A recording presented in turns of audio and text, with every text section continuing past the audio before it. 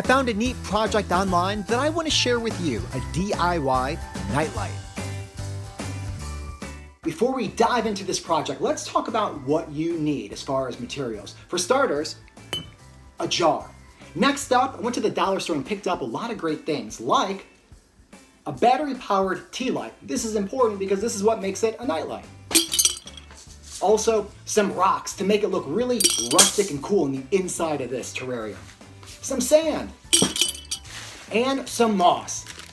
Now in a little bit, we are going to walk around the house and find some toys. We're gonna do a dinosaur version and then also an aquatic one. But before I get started, I need some help.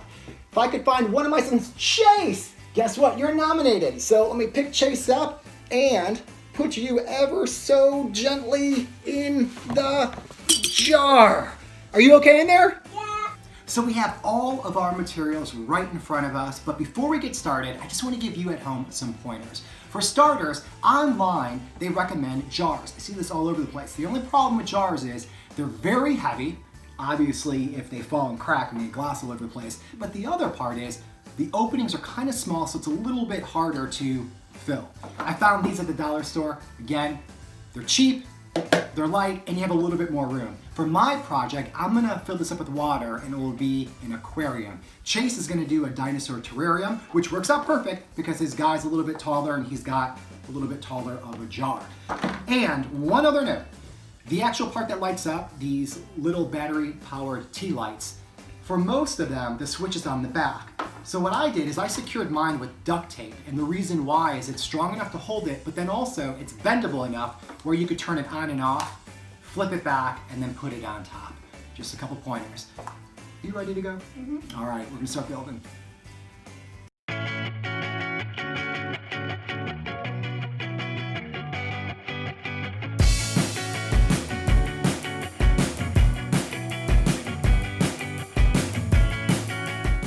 Mine is complete. It's a little aquarium. The best part about this is you never have to feed this fish. Now, one thing that I added in the back, a glow stick. It kind of goes with the theme of a deep sea creature, and you know what? It's more light.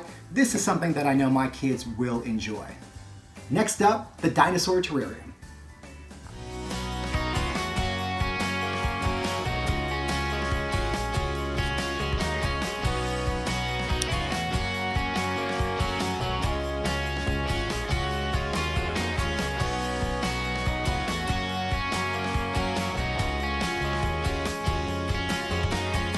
And the dinosaur terrarium is complete, and I know my kids will get use out of this, so it's something practical and it was fun to build. Now you have a nightlight, and I made one for another son, and then my older two, they actually want to try this. They don't necessarily need a nightlight, but they think it's a pretty fun project. So again, just another idea to keep your kids busy with these long summer days. Did you have fun?